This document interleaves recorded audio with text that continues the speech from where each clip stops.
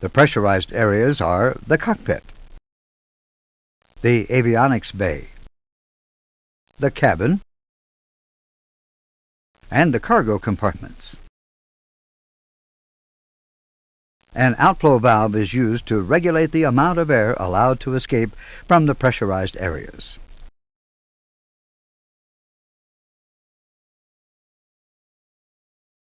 Automatic control of the outflow valve is provided by two cabin pressure controllers. Each controller has an electric motor to move the outflow valve. A controller-motor combination is known as a system. Only one system will operate at any one time, with the other system acting as a backup. A third motor is installed for use in the event of both automatic systems failing and requires a manual input to open or close the outflow valve.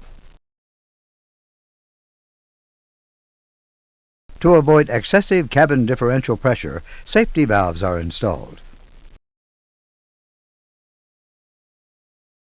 Let us look at the operation of the outflow valve for an aircraft in cruise and what happens to cabin differential pressure, cabin altitude, and cabin vertical speed. We will start with cabin differential pressure. If the outflow valve is closed or only allowing a small amount of air to escape, then the cabin differential pressure will increase.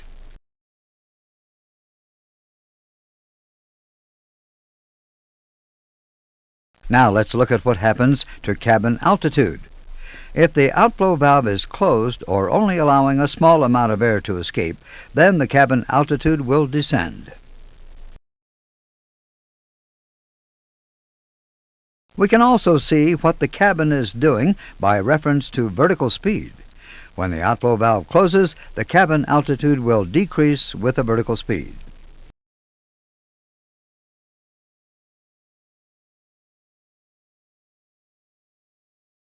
If the outflow valve is fully open, a lot of air is allowed to escape. The cabin pressure will decrease, and the cabin altitude will climb with the vertical speed.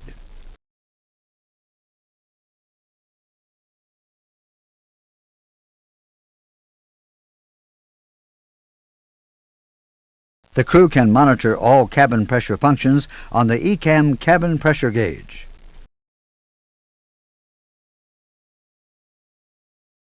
Let's look at the information associated with the pressurization system that is presented on the cabin pressure gauge.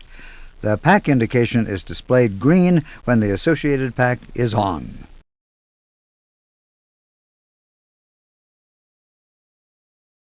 The outflow valve position can be monitored and the system controller in use is shown. There is a single indication for the safety valves. The cabin differential pressure, or delta P, shows the difference in PSI between the cabin pressure and external pressure. This differential pressure will be at 0 on the ground and increase as the aircraft climbs.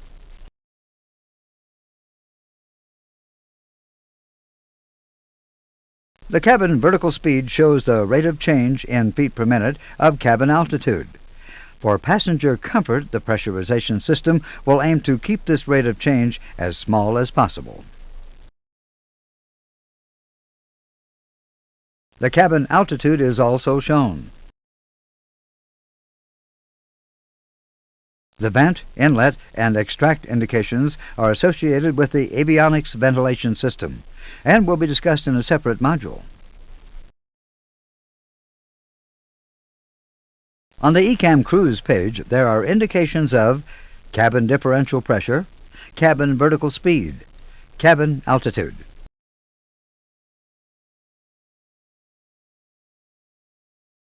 There is also an indication of cabin vertical speed on the ECAM door page.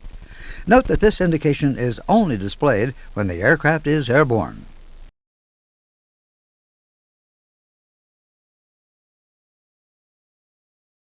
On the overhead panel, there is a cabin pressure panel containing controls to operate the pressurization system. Under normal conditions, no pilot action is required on this panel during flight. The pressurization mode select switch has two settings, automatic and manual.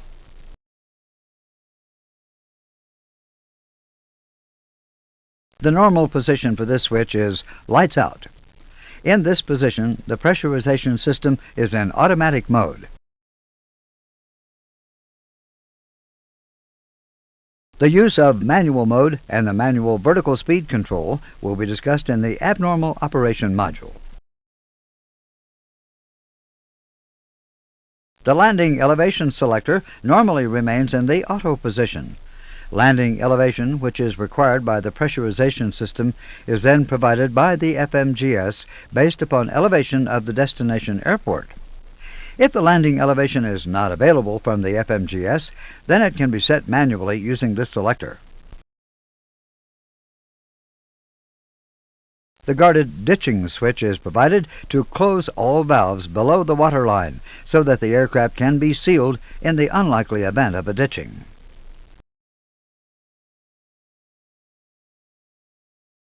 When switched on, the valve forces the closure of the outflow valve, provided the mode select switch is in the auto position, the emergency ram air inlet, avionics ventilation inlet and extract valves, and the pack flow control valves.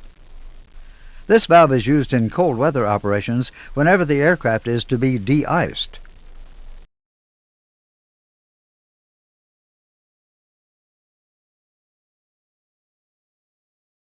As part of your pre-flight cockpit scan, verify that the mode selector switch is in the auto position, lights out. Confirm that the landing elevation selector is set to automatic. Landing elevation is then provided by the FMGS based upon elevation of the destination airport.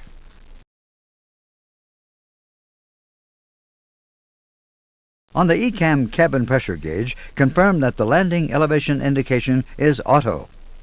Once the destination airport has been entered into the FMGS, the destination landing elevation is displayed.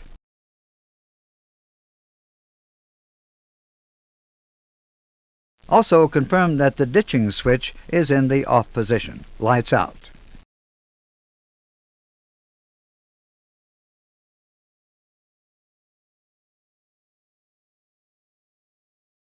We will use a cabin pressure fault where one of the two automatic systems fails. At this time, the aircraft is in cruise and all systems are functioning normally. When the ECAM system detects a failure, the appropriate caution is generated and the ECAM cabin pressure system page is automatically called. Due to the fact that this is only a crew awareness, there was no master caution.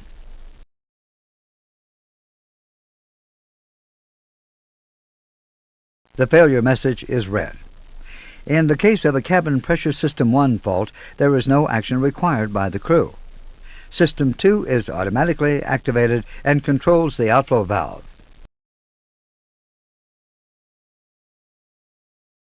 After confirmation, clear cabin pressure.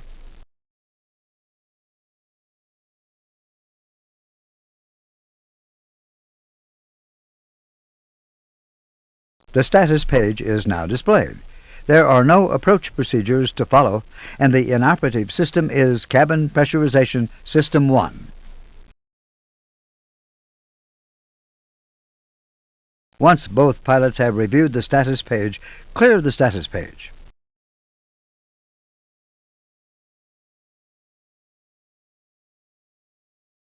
The status page is replaced by the cruise page. We have now completed the ECAM procedure for a Cabin Pressure System 1 fault.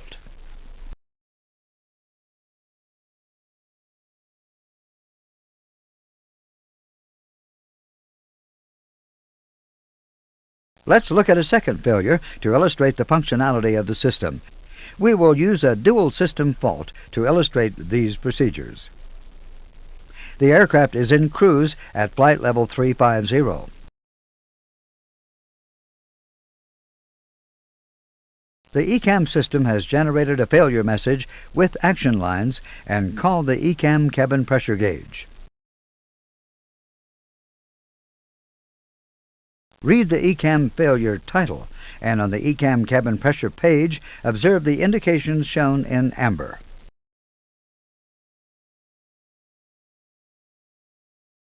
Read and complete the action items on the EWD engine warning display. In this case, both automatic systems have failed. We must switch to manual mode. Notice that the Mode Select switch has an amber fault indication to help you locate it. Switch to manual mode.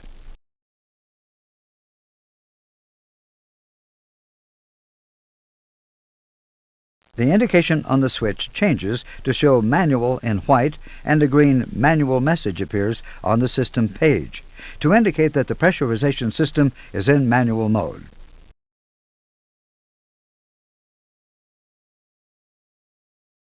You must now control the pressurization of the aircraft by using the manual vertical speed control switch to move the outflow valve. Notice also that since you have control of the outflow valve, the landing elevation indication is no longer displayed. Let's pause the ECAM procedure and look at the use of the manual vertical speed control.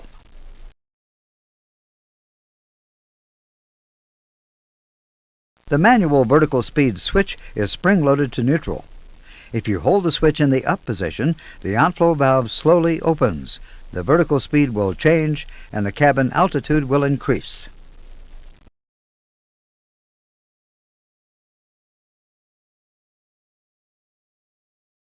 When the manual vertical speed control is returned to the neutral position, the outflow valve will stop moving. The vertical speed will stabilize and the cabin altitude will change.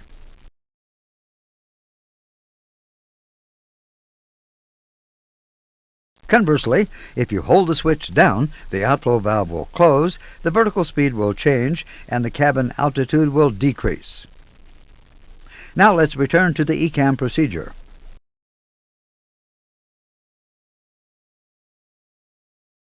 Notice that the vertical speed indication is 0. This means that there is no need to adjust the outflow valve position using the manual vertical speed control. Because you have to continually use the manual vertical speed control switch, the action line is not removed.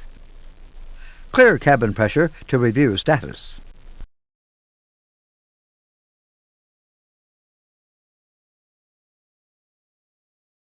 The status page provides the pilots with information: target vertical speeds, target cabin altitudes, which depend on the flight level, and a final approach procedure to set the manual vertical speed control fully up.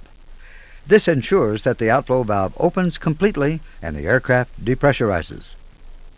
For our example, we are at flight level 350, so the target cabin altitude is 6,500 feet.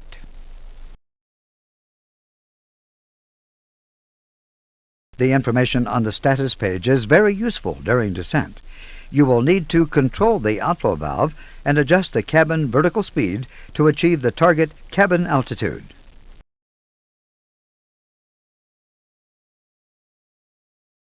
After confirmation, clear status.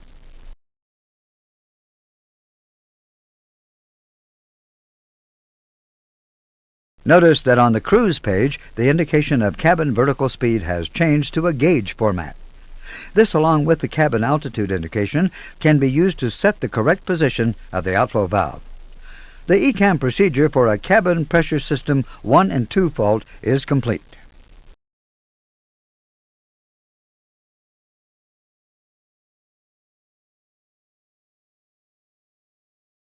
We will look at some other abnormal situations of the pressurization system.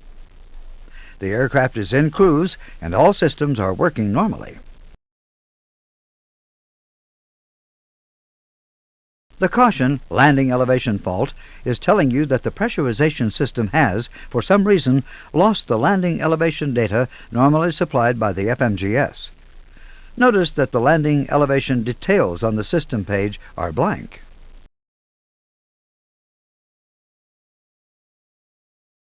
Read and complete the actions on the EWD. In this case, we have to set the landing field elevation manually. Select the landing elevation selector.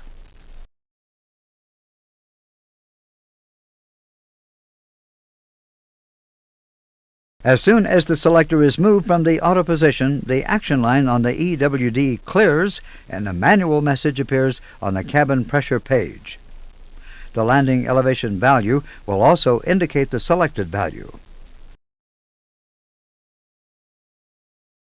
After confirmation from the pilot flying, clear cabin pressure.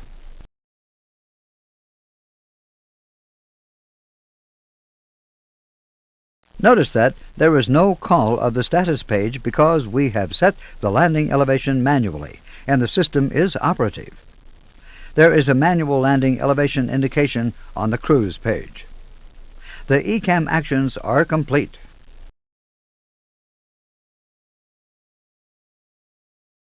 To complete this module, let's look at some other abnormal indications and what they mean. If there is an excessive positive or negative differential pressure, one of the safety valves will operate.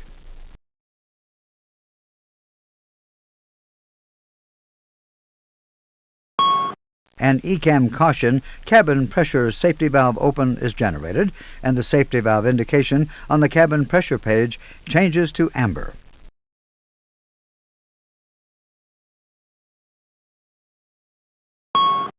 An ECAM caution cabin pressure outflow valve not open will be displayed if the outflow valve has not fully opened on landing. This could mean that the aircraft is still pressurized and the doors will be difficult to open.